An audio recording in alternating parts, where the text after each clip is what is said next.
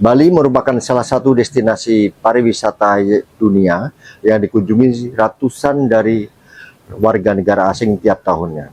Hal ini menjadikan Bali sangat rawan terhadap pelanggaran warga negara asing, terlebih saat ini pengawasan aktivitas warga negara asing masih mengandalkan cara-cara lama yang belum berorientasi pada pemanfaatan teknologi informasi dan komunikasi, ditambah lagi dengan fakta bahwa kantor imigrasi Denpasar saat ini membawahi wilayah kerja cukup luas, mencakup 5 kabupaten dan 1 kota. Dari kondisi inilah kantor imigrasi Denpasar harus mampu bertransformasi menjadi organisasi digital dengan melakukan transformasi proses dan layanan agar lebih efektif, transparan, serta mampu menjawab tuntutan dari ekspektasi masyarakat. Adapun tantangan yang kami alami saat ini, pertama, faktor talent gap yang dapat memunculkan potensi resistensi perubahan dari kebiasaan birokrasi lama menjadi birokrasi berbasis digital. Hal ini sesuai dengan kondisi di imigrasi Denpasar yang dalam proses pengawasan WNA masih mengandalkan cara lama, yaitu mengandalkan laporan masyarakat atau stakeholder, dan belum memanfaatkan perkembangan teknologi informasi untuk melakukan pengawasan WNA di ruang maya. Saat ini, kantor imigrasi Denpasar memiliki 156 pegawai, namun hanya 9 pegawai yang latar belakang pendidikannya di bidang teknologi informasi dan komunikasi. Hal ini menjadikan masih adanya sebagian pegawai yang masih belum familiar dengan perkembangan IT. Selanjutnya, penyelenggaraan pelayanan wajib memperhatikan asas kepentingan umum, keterbukaan, kepastian hukum, keadilan, serta keprofesionalan.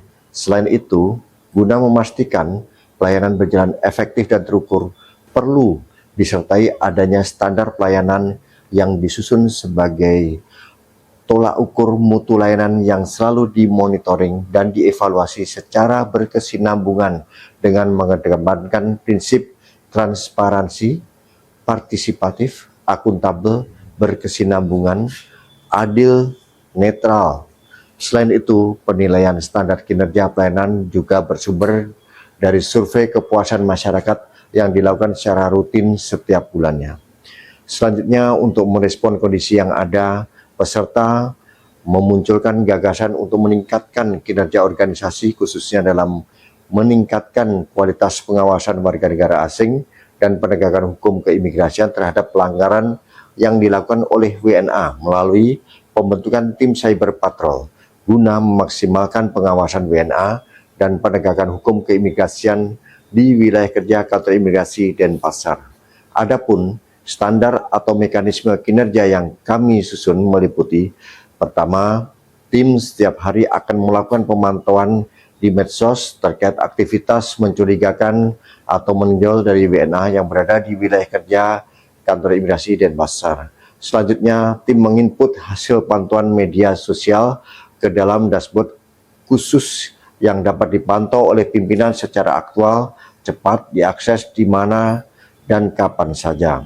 Jika ada kejadian menonjol, pimpinan dapat segera mengambil langkah-langkah cepat guna merespon kejadian tersebut agar dapat segera diredam atau diselesaikan. Dan jika diperlukan adanya koordinasi dengan instansi terkait, pimpinan dapat segera melakukan koordinasi. Hasil tindak lanjut pada setiap kejadian dapat diinput kembali pada dashboard yang ada, sehingga hasil kinerja dapat lebih terukur, penyelesaian permasalahan dapat dipantau, dan setelahnya dapat dengan mudah diakses kembali jika diperlukan. Selanjutnya perlu ada roadmap yang dapat menjadi panduan dan alat pengukur progres dan ketercapaian gagasan perubahan yang dijalankan, yakni sebagai berikut. Di tahapan jangka pendek, kami akan membentuk tim kerja cyber patrol yang akan melaporkan hasil kegiatannya melalui dashboard khusus yang mudah diakses. Tahapan jangka menengah, kami akan menekankan pada aspek monitoring dan evaluasi pelaksanaan patrol cyber ini agar kami dapat melakukan penyempurnaan dan memperluas jangkauan. Selanjutnya, di tahapan jangka panjang, kami berharap agar gagasan yang telah berjalan optimal ini dapat direplikasi dan diadaptasi secara luas di seluruh jajaran imigrasi di Indonesia. Selain itu, kami juga menjalankan survei untuk menilai kepuasan masyarakat terhadap layanan kami dan sekaligus menjaring masukan dari masyarakat agar layanan kami semakin baik di waktu yang akan datang.